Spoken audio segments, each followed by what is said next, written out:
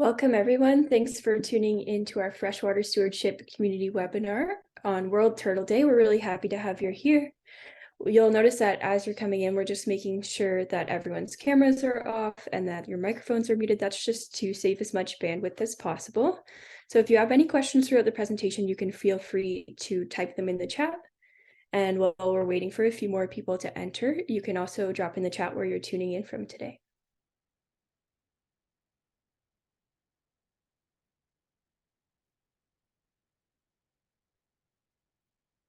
All right, it is 1 o'clock, so we'll get started here. So we're very happy to have our keynote presenter, David, with us today. He's the Freshwater Turtle Specialist with the Canadian Wildlife Federation. And we also have 2 staff members from Watersheds Canada. My name is Nicole, I'm the Freshwater Health Coordinator. And we also have Monica, who's the Communications and Fundraising Manager. So if you're having any tech problems with Zoom or any questions, you can feel free to send Monica a private message and she'd be happy to help you with that. And now just a little bit about Watersheds Canada. We're a nonprofit and charitable organization based in Perth, Ontario, and we deliver programs across the country in partnership with landowners, community groups, and students who are looking to take action to protect their freshwater. So you can see a couple of different photos on our screen of our different programs.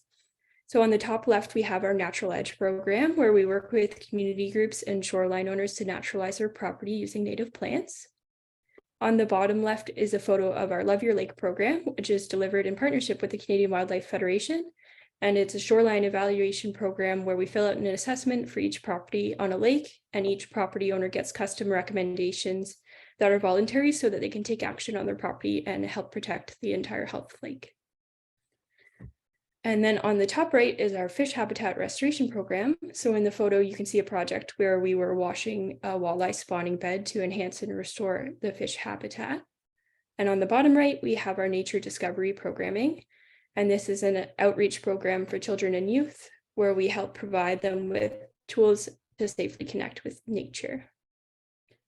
And now the program that we're all here for today, which is the Freshwater Stewardship Community, which is an online community that's connecting people from across the country. So we're on year 3 of this community, which launched in 2021. And all of our webinars and handouts have been archived on our website, which is watersheds.ca/freshwater-stewardship. So I'd encourage you to check those out after today. We have webinars from the private sector, other nonprofits, and academia, which cover a wide variety of topics, all related to freshwater health. And we'd also like to thank the ECHO Foundation, the Peterborough K.M. Hunter Foundation, and the S.M. Blair Family Foundation for their funding support for the Freshwater Stewardship Community this year. And I also just wanted to quickly highlight what our educational handouts that go along with our Freshwater Stewardship Community webinars look like. So this is an example from our Community Science Month last month. And you can expect to receive a handout in your email inbox later this week or early next week, along with a recording of today's webinar. And it will provide some key information from David's presentation, as well as some additional resources so that you can take action after today's presentation. And finally, a little introduction about our speaker. David Seburn is the Freshwater Turtle Specialist with the Canadian Wildlife Federation. David has worked on amphibian and reptile conservation for more than 25 years. He has radio tracked turtles through swamps and spoken to hundreds of people about turtle conservation. In 2020, he was presented with the Blue Racer Award from the Canadian Herpetological Society for significant contribution to the conservation of Canadian amphibians and reptiles. And if you think of any questions throughout the presentation, you can feel free to drop them in the chat, and then I'll read them out to David during the question and answer period. So with that, I will pass it over to you, David.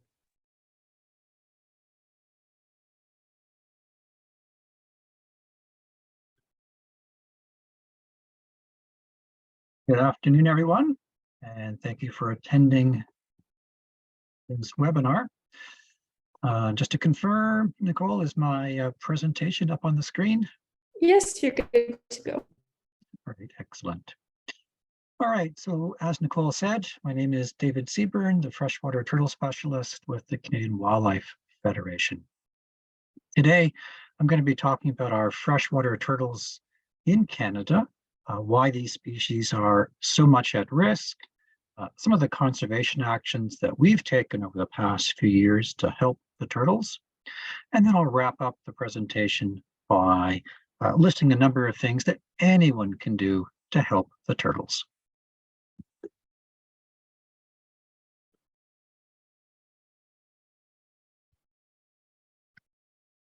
All right, so we've got 8 species of freshwater turtles in Canada. You may be familiar with all of them, but I'm going to quickly go through these species so we all have a bit of a visual sense of what they look like. We've got the painted turtle, which is the most widespread turtle in Canada, the mighty snapping turtle, the northern map turtle, which is typically only found in lakes and big rivers, the eastern musk turtle or stink pot, which rarely leaves the water and so is not very often seen, the beautiful spotted turtle, which is an endangered species, and last but not least on this screen is the Blandings turtle with its bright yellow throat. There are 2 other species in Canada which are both extremely rare, the spiny softshell and the wood turtle. So you're unlikely to see either of those 2 species. I also want to mention that there's one other species which you might see in Canada, and that's the red-eared slider. It's not native to Canada, but it's been released into many urban wetlands. It's been in the pet trade, and then once they get to be too big, people often release them into the wild. They typically have the bright red stripe on both sides of the head, and they are fairly common in some urban areas. You can find them in the Vancouver area in BC, and in many areas in southern Ontario and even into southern Quebec. So 8 species of freshwater turtles native to Canada, and all of them, all 8 species, are listed as species at risk under the Federal Species at Risk Act. So this makes turtles one of the most endangered groups of wildlife in Canada. And that's something that most people don't know. And in fact, even many wildlife biologists I talk to are quite surprised to learn that all of our freshwater turtles are considered species at risk. And as you can see here in this table, 4 of our species are listed as special concern, which means they're declining, but their populations are not at great risk at this point. And 4 of them are listed as endangered, which is the highest level of at risk you can be in this country. So we should ask ourselves, why are turtles so much at risk? And the first thing I like to stress is the fact that turtles are survivors. Turtles as a group have been around since the age of the dinosaurs, so for more than 200 million years. The dinosaurs went extinct, but turtles survived. So that does tell us that these guys are pretty impressive, and they're not delicate little flowers that can't take a little bit of stress and abuse in their lives. But turtles have 3 traits that are putting them more at risk in the modern age. First of all, they have delayed maturity. And so for something like a snapping turtle, it can take 15 to 20 years for a snapping turtle to be old enough to be able to breed. That's an extremely long time to have to survive and avoid predators and avoid cars. Second of all, turtles naturally have a pretty high rate of egg and hatchling mortality, and that's okay as long as it's balanced out with very low rates of adult mortality. But the mathematical models are very clear that if we increase the adult mortality rate by even 1 or 2% per year, this can actually cause a population to start to decline. And if it's ongoing, that population may disappear in the long term. Some of the threats that turtles face include the loss of wetlands. This has been a historical problem. And this map elegantly shows the rates of wetland loss in many parts of the country. In the prairies, only, quote unquote, only 50% of wetlands, over 80% in southern BC, and over 70% in southern Ontario. So if turtles lose the wetlands they're living in, the populations typically disappear. Another major threat is road mortality or roadkill. In Ontario alone, we've got over 35,000 kilometers of paved road, and many turtles are killed on the road every year. Another threat is increased nest predation. So everyone's familiar with raccoons, I suspect, and raccoons are a species that have adapted very well to human beings. They like our compost piles, our backyards, our empty pizza boxes, and cornfields. So raccoon populations have exploded, which means there's more nest predators, and they can take out more turtle nests than historically would have occurred. So we've got turtle populations declining and their predators increasing, which is not a good combination. So back in 2017, the Canadian Wildlife Federation began a turtle conservation project in Eastern Ontario. And we're working in Eastern Ontario because our head office is in Ottawa, so that's where we're working. We've got three main focuses to our project, and they're all related to the Blanding's turtle, which, remember, is an endangered species in Canada. And I should also point out it's actually a globally endangered species. So it's at risk across its range, not just in Ontario or Canada. So the three things we're typically focusing on are surveys for previously undocumented populations of Blanding's turtles, working to reduce roadkill, and trying to increase hatching success to benefit the next generation. If you want to find out more about the turtles of Canada or about our projects on turtles, you can check out our website at helptheturtles.ca. So our first aspect is conducting surveys for Blanding's turtles, typically in the springtime, heading into wetlands and trying to find a Blanding's turtle in a site that has not been officially documented so far. And when we do that, there's extra habitat protection for that wetland and adjacent wetlands under the Ontario Endangered Species Act. Typically, we're in a wetland like this with a bunch of fallen logs and standing dead trees. And if you look carefully in this photograph, you'll actually see there is a Blanding's turtle, and that's what we're looking for. If you haven't spotted the Blanding's turtle yet, I'm going to zoom in slightly and make it a bit easier. So there's the Blanding's turtle on the log. If you squint your eyes enough, you can see there's the yellow throat, and that means it's clearly a Blanding's turtle.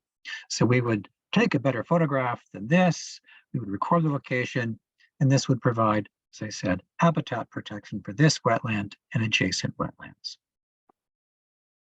So over the past few years, we've now protected over 100 square kilometers of wetland habitat by doing these kinds of surveys and finding the Blanding's turtles in new areas. So this protects the wetland for Blanding's turtles, but of course, all the other species as well, the plants, the amphibians, the dragonflies, everything which depends upon these wetlands. Our second focus is on road mortality and trying to figure out where turtles are being hit in large numbers in the Ottawa area. So we did this by conducting intensive road surveys throughout the area and documenting every turtle we would find on the road, whether it was alive or dead. So just from 2017 to 2019, we found more than 1,400 dead turtles on the road. That's a staggering amount of roadkill. It is a large area. It kind of spans about a 2-hour drive from Ottawa, but it is still a very large number of turtles, and I'm sure we're not seeing all the dead turtles on the road.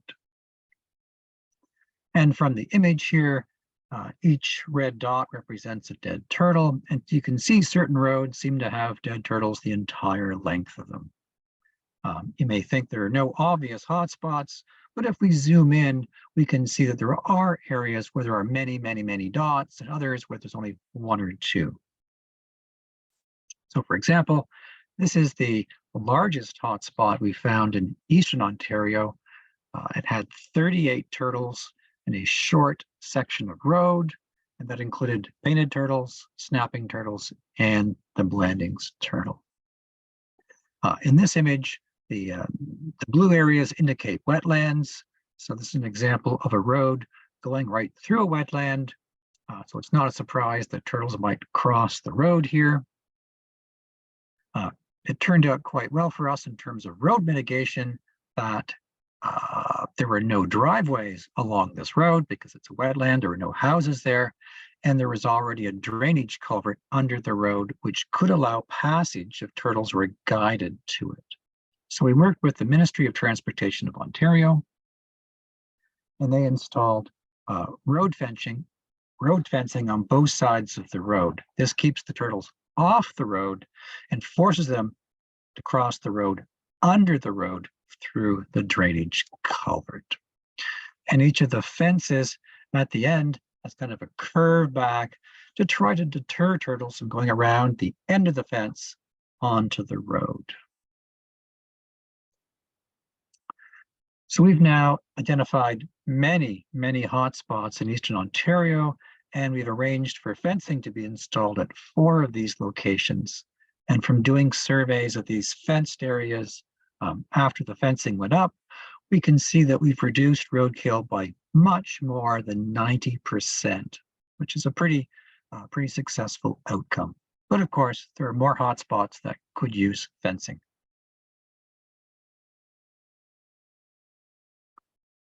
The third element we work on is trying to increase reproductive success of turtles.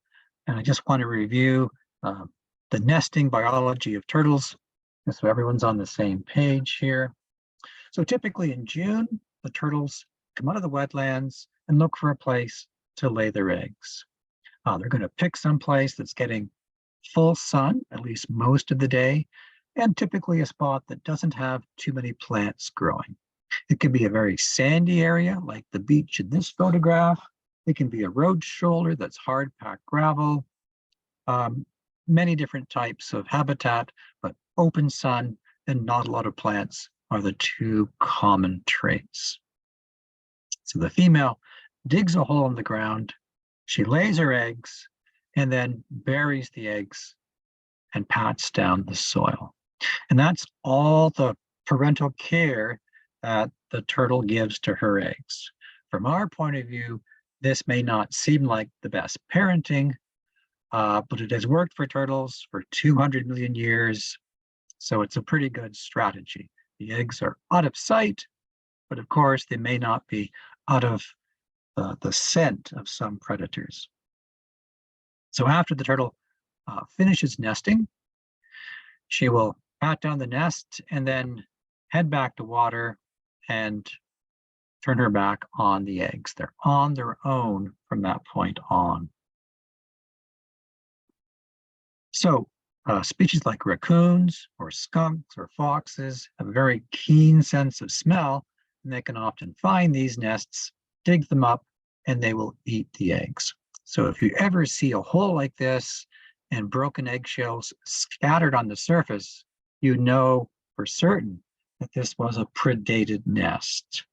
If the nest had hatched out naturally, the eggshells would stay in the nest cavity and the hatchlings would leave, and there would just be a very, very tiny hole, sometimes really not much bigger than your thumb in terms of diameter. So there's a few things we can do to protect these nests. And the simplest one is simply to install a nest protector like this.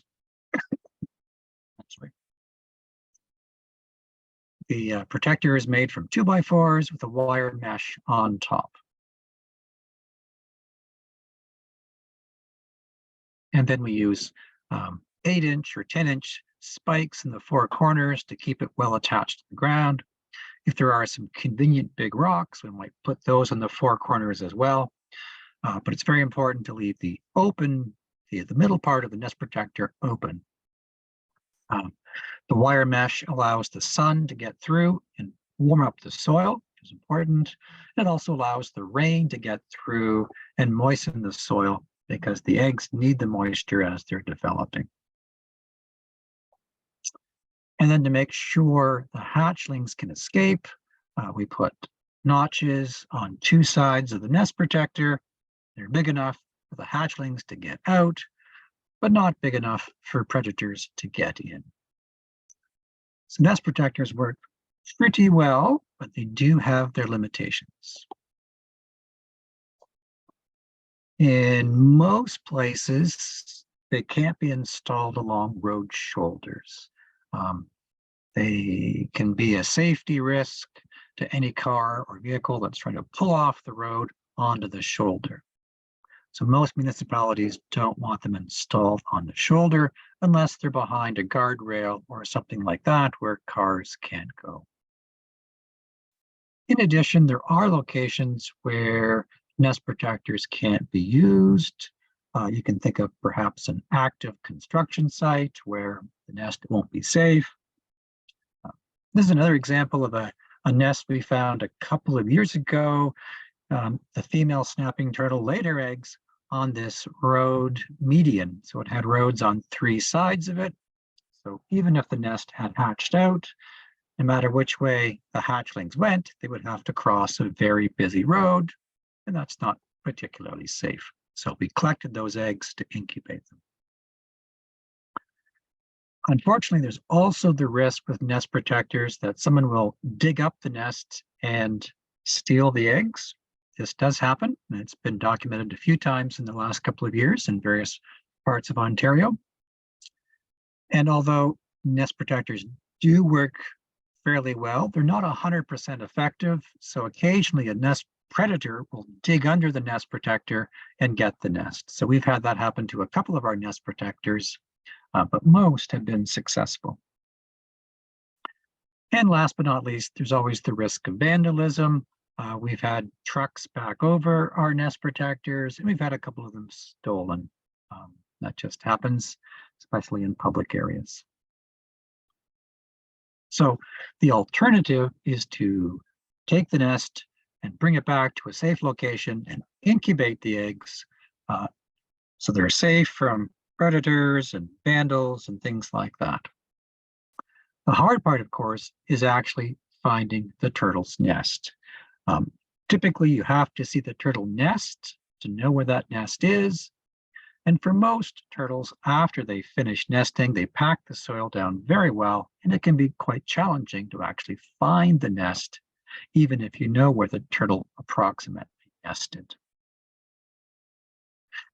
So if we found a nest, we would start digging with a hand trowel like this, and then switch over to our fingers so we don't risk breaking any of the eggs in the nest. Expose the nest in the ground, taking the eggs out very, very carefully, and then we would number the eggs with a dull pencil, making sure we don't puncture the eggs, and then place the eggs in a bin with some local soil so we can transport them back to our lab.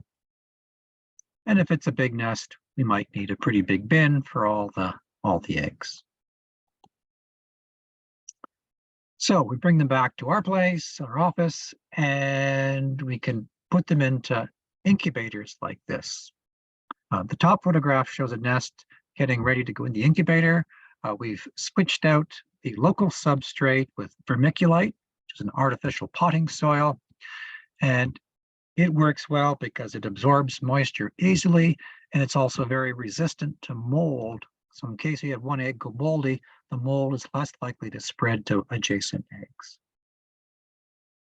These are specially designed incubators for reptile eggs. They have a heater, a fan to circulate the air, and then on top is a thermostat, just like you might have in your house. You can set the temperature, it'll maintain a constant temperature inside the incubator. And just like modern thermostats, ours is programmed to cool off overnight. So the eggs go through kind of a warming and cooling over a 24-hour period. And this more closely simulates the conditions in the nest, where the nest will be a bit cooler at night and a bit warmer in the heat of the day. So temperature is key for everything in terms of a turtle's life. And in terms of incubation, it's particularly key because for most species of turtles, temperature controls the sex of the offspring. So typically, cooler temperatures produce males and warmer temperatures produce females. And then if you pick a temperature kind of in between those two critical points, you get a clutch that typically will have roughly half males and half females coming out. So that's what we tend to aim for, is not too hot, not too cold, that Goldilocks zone. So we're going to get a number of males and females produced from each nest. And then throughout the summer, we have to check on and maintain the nests. We're checking for eggs that have gone moldy. If the nest boxes have lost weight, we can add water to them, which simulates the rain. And basically just being good caretakers of the eggs. So the photo in the bottom left is a snapping turtle nest. They have the round eggs, and these all look very healthy. They're bright and white.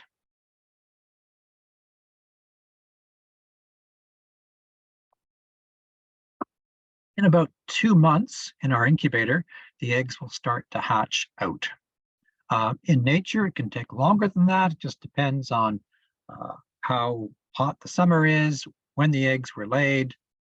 Sometimes it can be late August, but I've seen nests in the wild not hatch out until the end of September or even early October here in the Ottawa area. So it's always exciting in our office once the eggs start to hatch. Everyone wants to come see the babies. This is a hatchling snapping turtle on its birthday. And they certainly look like little dinosaurs as they start to crawl out of their eggs. This is a hatchling Blandings turtle. You can see even when it comes out of the egg, it still has the bright yellow throat of the adult. And in the middle of the bottom shell is the yolk scar. So when the embryo is developing inside the egg, this is where the yolk of the egg would be attached to the growing turtle. You can think of it as the turtle's belly button, and the yolk attachment is kind of like the umbilical cord. After the turtle hatches out, the yolk has been used up, and then over the next several weeks, this yolk scar will close up and the shell will start to harden up, and eventually it'll look like an adult turtle in terms of its bottom shell, and it won't have the belly button on the bottom. But if you ever see a very young turtle and it has the yolk scar, it's an indication that it is quite young. So this is a Blandings turtle nest in the process of hatching. Once 1 or 2 eggs start to hatch, typically all the eggs will hatch out in the next several days. Once they come out of the egg, we transfer them out of the nest bin and into a bin with water. And I should stress that we always keep the eggs from each nest separate from every other nest. So we don't mix eggs from different nests because we want to make sure we know where every clutch of eggs came from. So this is a clutch of Blanding's turtle hatchlings. They're probably just waiting for the next last egg or two to hatch out, and then they'd be ready to be released. So there's water in the bin, and we put some plastic vegetation, aquarium vegetation, in the water just to give them some structure and places to hide under. Once all the hatchlings from a nest have hatched out, we measure and weigh all the hatchlings to get a sense of their body condition. We examine them all for any kinds of deformities, so we can keep track of the health of different areas across Eastern Ontario. And then, the big day, the hatchlings go back to where they came from. So most of these nests came from roadside locations, so we don't want to release the hatchlings on the roadside. This could be a very dangerous place. They could go on the road, get hit by a car. So instead, we take them to the nearest wetland from the nest. Sometimes that's only a few meters away. Sometimes it could be 50 or 100 meters away. And this helps to increase the percentage of hatchlings that actually survive the overland journey to water. So over the past few years, we've now released over 3,000 hatchlings back into the wild. Most of them, well, a lot of them have been snapping turtles, but quite a few have been northern map turtles, which you can see here in the top right-hand corner. And a lot have also been the hatchling Blanding's turtles. So that's a few ways that we've been giving a helping hand to the turtles. I'd like to talk now about a few ways that anyone can help the turtles if they want to. So we mentioned roadkill as a serious threat. So over the next month, as nesting season starts to ramp up, there's going to be a lot of adult females on the move. And if possible, if you see a turtle trying to cross the road, you can help it so it does not get hit by a car or a truck. It's fairly easy to help most turtles across the road, but I do strongly emphasize your own safety is the most important thing. So first of all, make sure you fully pull off the road. Don't just stop in the middle of the road. That's dangerous. Turn on your four-way flashers and always check both ways before you move on to the roadway. Some roads are just too busy for anyone to try to rescue a turtle. I recommend using two hands to carry the turtle off the road. The turtle may scratch, it may pee on you, and if you only have it in one hand, you might be surprised and drop the turtle, and that's not good for the turtle. And it's also important to stress you should always move the turtle in the direction it is heading. The turtle knows where it wants to go, so make sure you get it off the road in the direction it's heading. Sometimes that may not make sense to you, but it's quite possible there's a wetland beyond the trees that you can't see, and that's where it's heading, or it knows of a good nesting spot where it's heading. And please don't put the turtle in your car and drive it down the road and release it at another wetland that you think is a better spot for it. The turtle probably will just be disoriented and try to find its way back to its home range. So please don't do that. Just move it off the road in the direction it's heading. Snapping turtles are different, of course, and I don't really recommend anyone trying to pick up a snapping turtle and move it off the road unless you've had some training of how to do that. They will bite, they can spin around very quickly, and snapping turtles obviously are a little bit grumpy and don't like to be handled. I do want to stress, though, that snapping turtles are not aggressive, but if you try and pick them up, they view that as being attacked, and so they're trying to defend themselves.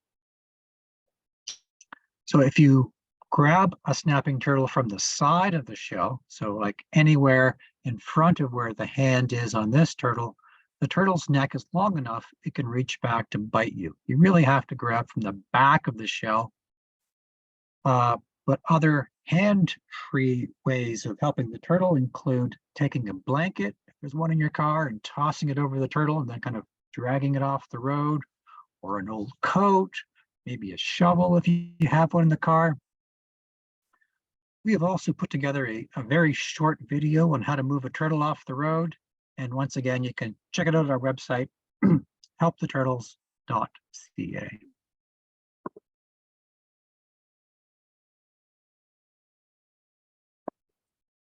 Driving around in the next few weeks, you may also find turtles that have been hit by cars. Some of them are clearly dead turtles. They have been, they've been flattened, but you may find a turtle that the shell is cracked and the turtle is unresponsive. That turtle may be dead, but it's also possible it's alive.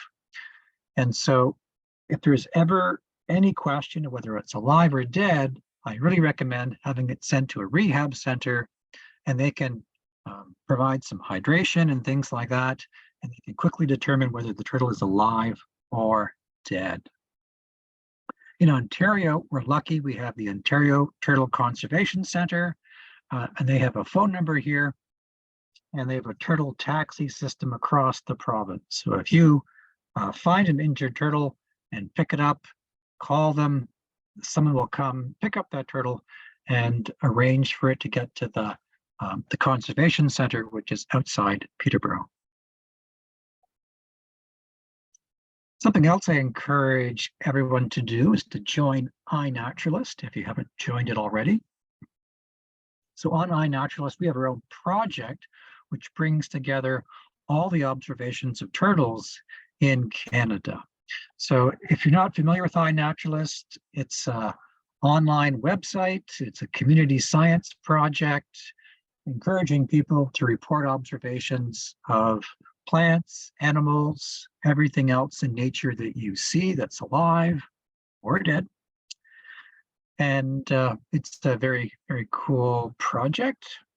It's free to join, so you can go to the website, iNaturalist Canada, and you can download an app for your smartphone and start taking observations of wildlife, turtles, or other things. And so observations of turtles are valuable because they tell us where the species are found. They help clarify threats for turtles. So if you find one dead on the road, that's another data point in terms of figuring out where the worst hotspots are, and perhaps finding dead turtles for other reasons helps to flag different kinds of threats that turtles are facing.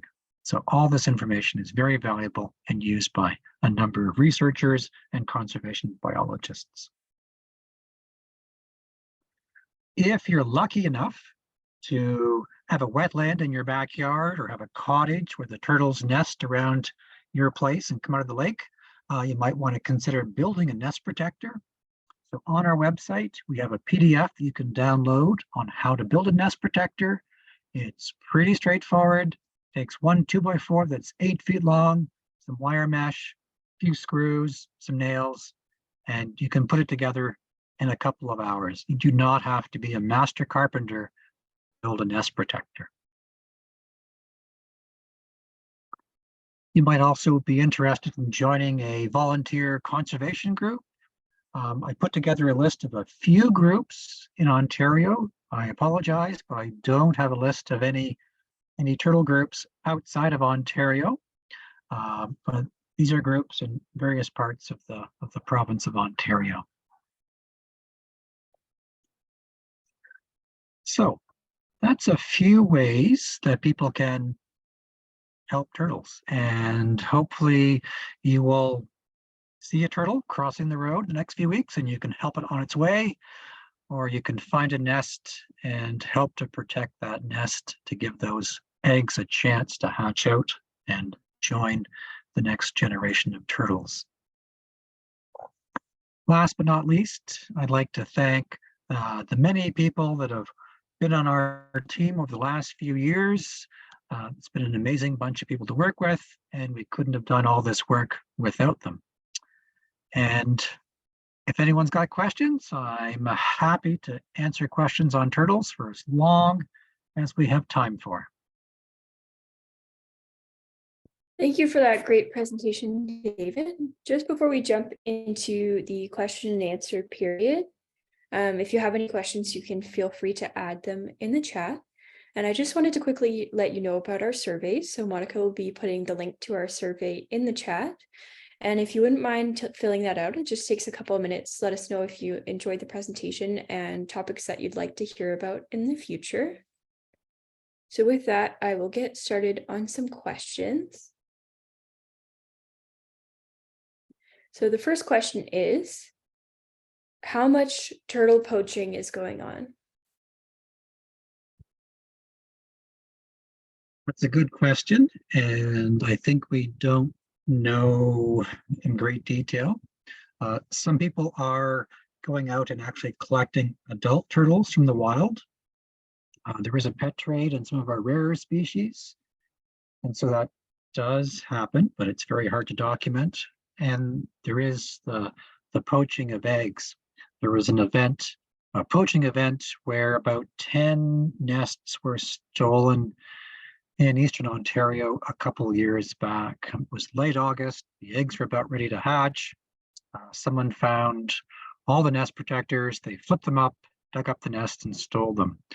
These were all snapping turtle nests, and apparently there's a bit of a trade in hatchling snapping turtles because they are quite cute as hatchlings. They certainly don't make great pets as adults, but some people will buy them just as a temporary pet as they're a hatchling, which is kind of sad because the turtle probably just is going to die in a couple of years. And another question here, it says, we found a live hatchling in about March. It was a snapping turtle with a long tail. At first we thought it was dead, but later it moved its head. Is this common? Yeah, that's a great question. So in nature, most nests will hatch out end of the summer, early fall. Hatchlings come to the surface and head for the nearest water body. But sometimes, for a variety of reasons, the hatchlings will emerge from the eggs, but they will actually stay in the nest over the winter. This is pretty common for painted turtles. It can happen for snapping turtles, and it's probably more common in southern Ontario than it is farther north. There's a risk if you spend the winter in the nest that the frost will penetrate down below the depth of the nest and all the hatchlings will die. So for example, there was a study in Algonquin Park, and almost every snapping turtle nest that hatched out in the fall but stayed in the nest, the hatchlings died over the winter. And the only nest that survived was one location where the snow had really drifted in quite deep, and so the nest was well insulated, and those hatchlings survived.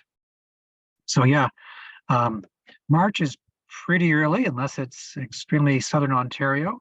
But certainly the last few weeks, I've seen on iNaturalist, for example, many people posting photographs of hatchling painted turtles they've seen, and they're on land, and they say, "What's going on here?" And well, it's the painted turtle have stayed in the nest over the winter.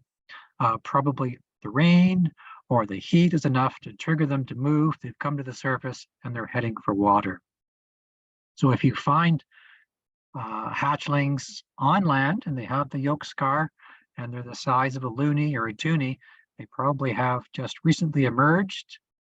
If they're not far from water and it's safe to do so, I would just leave them where they are and they will probably make their way to water. If the hatchlings are a long way from a wetland, it's certainly okay to move them towards the water, and that way they have a good chance of making it to water and surviving. And another question here, do red ear slider turtles mate with native turtles? It's possible, but I suspect it's highly unlikely. Turtles know one species from another, and so further south of Ontario, you could find rittered sliders living with painted turtles and snapping turtles in the same wetlands, and they would not breed with each other there. I don't think that's a big risk. I think the bigger risk from the release of all these rittered sliders into the wild is that they've been in captivity possibly for years. And if any of these turtles are unwell or have caught some kind of disease from being overcrowded or not in the best living conditions, and they get released into the wild, that could release a new disease into a wetland, which could be harmful or lethal to frogs or other turtles or our native turtles. And the release of one or two sliders isn't a big deal. But as you saw from the maps I showed earlier on, there are hundreds, if not thousands, of sliders that have been released into the wild. So that's a potential risk to our native species.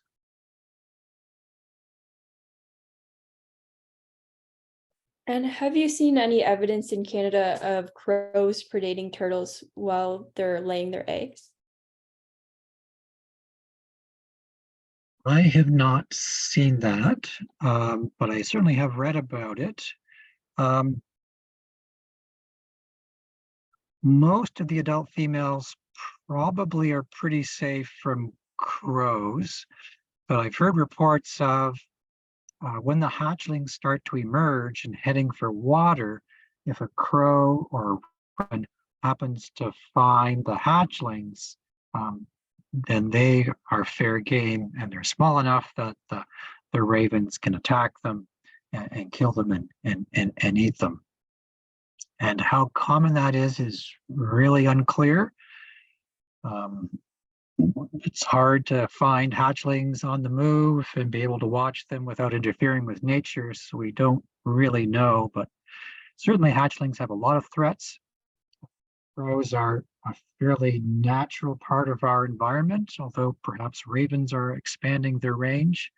And I've seen some evidence that crow populations have actually increased quite dramatically in many areas as well, so it could be a major risk, but I suspect it's hard for crows to find very many of the turtles on the move because they're not very big and they're often moving through grass or leaves or things like that.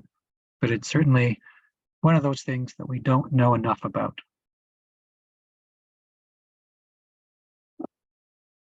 And another question here. It says, what type of fencing are you using for that culvert area? Also, what supplier would you recommend for Southern Ontario, if there are any? Oh, good question. We've tried a number of different fences, and others in Ontario have tried different fencing as well. The Ministry of Transportation of Ontario, on their website, I think actually has some specifications that they recommend for fencing.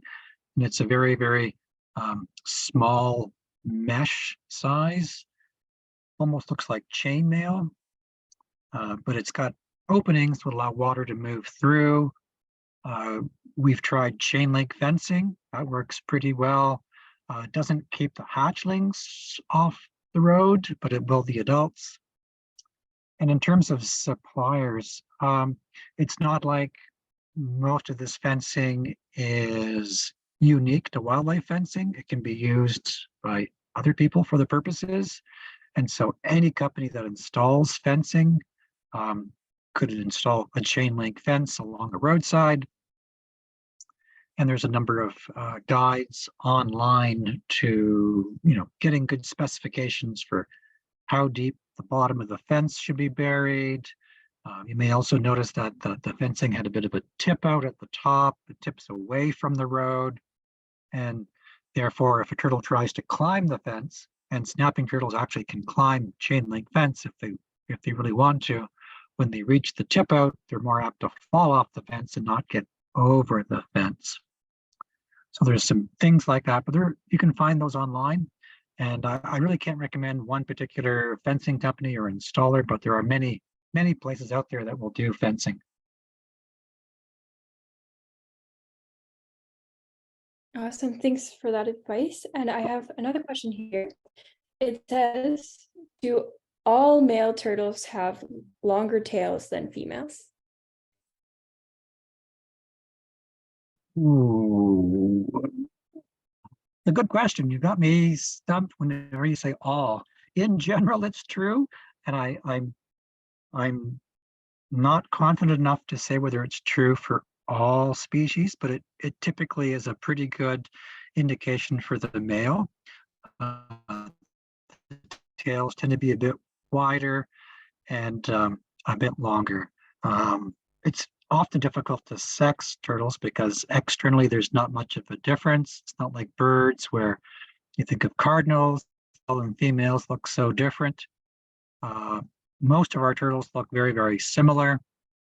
For some species, the female gets bigger than the male. So for example, the map turtle, a map turtle adult female is almost twice as big as a male. It's a huge difference side by side. You would think one's the adult and one's the juvenile. But for most of our species, the size difference isn't very great, and the patterning is about the same. So it can be very, very difficult. For the painted turtles have very, very long claws in the front. So the males have long claws. And if you compare the front with the back, if they're about the same length, it's probably a female, assuming it's an adult. And if the front claws are quite long, then it's an adult male. And when painted turtles are courting each other, the male will actually use the front claws to tickle or scratch at the female's face, and the long claws are for that purpose. And the next question, it says, we would like to implement a turtle watch program in our community, but we don't want to reinvent the wheel. Are there any similar initiatives in Ontario that we could attach to? Yes. So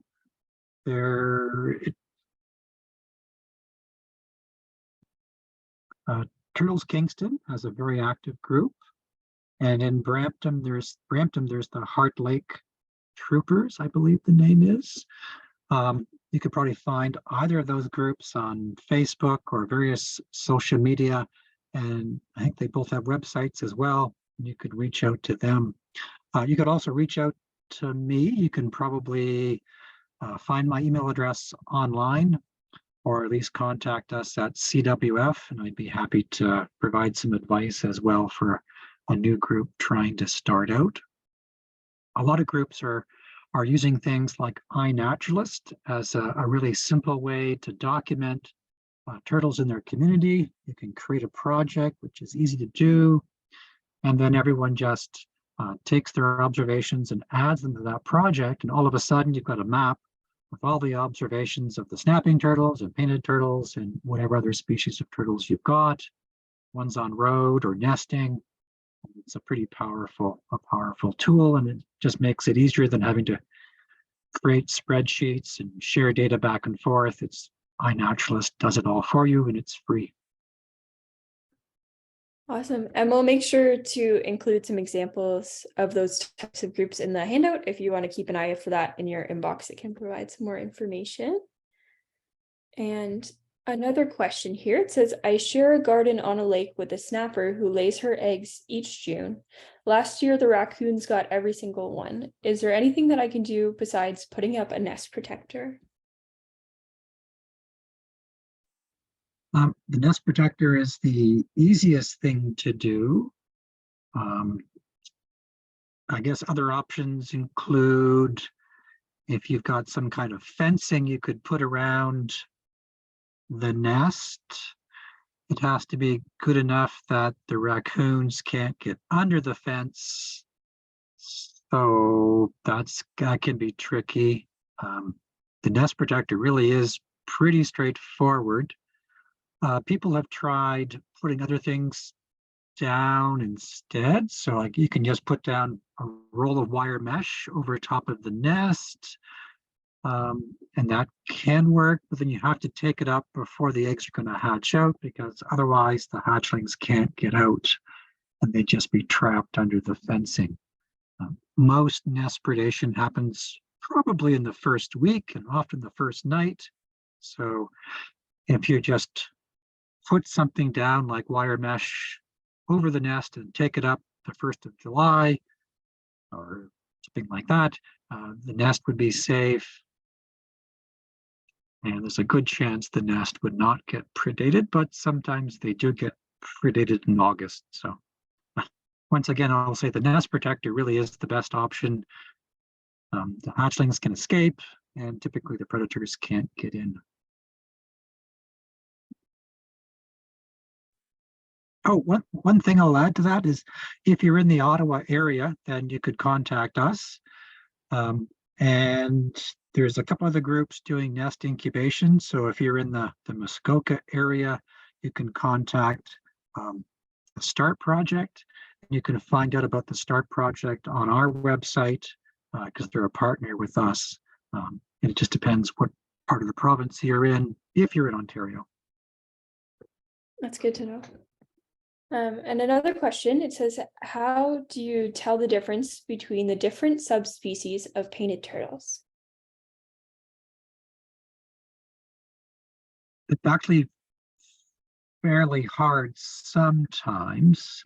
In general, if you're in any place in Ontario, we'll say south of Sudbury, it's the Midland painted turtle, and you can just leave it at that.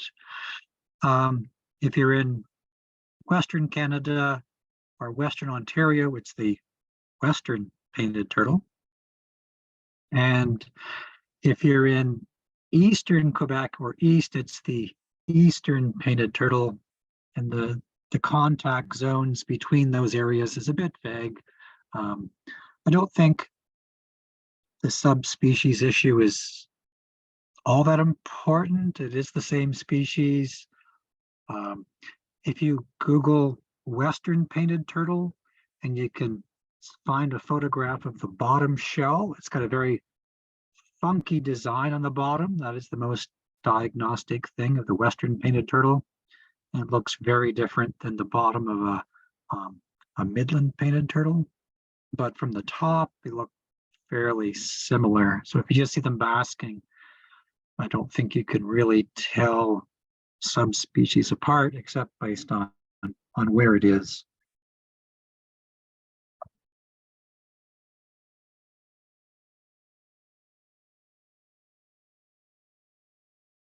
And the last question I have here, it says, what are your favorite moments or your favorite moment working on this freshwater turtle program over the years? Oh, that's very, very hard. I think it has to be releasing the hatchlings back into the wild. We've been doing this now for a number of years, but it does not get old. So the first day every year we have the eggs start to hatch out is exciting, and the first time we release hatchlings back into the wild every year is very, very exciting. You know, you're giving this little being a chance at life, and you know that if you had not collected the eggs and incubated them, there was an extremely good chance the egg could have just been eaten by a raccoon. So this hatchling has won the jackpot by even surviving to being released into the wild. It still faces a number of threats, but nonetheless, it has gotten over one of the biggest hurdles in its life, and you know it's because of your work that it's got a chance to go forth. And so that's always very, very heartening. Thanks. Yeah, we appreciate your hard work protecting the turtles and your presentation today. And that's all the questions I see here. So if anyone thinks of any more after the presentation, you can feel free to send us an email at info@watersheds.ca. And I wish everyone a great rest of your World Turtle Day.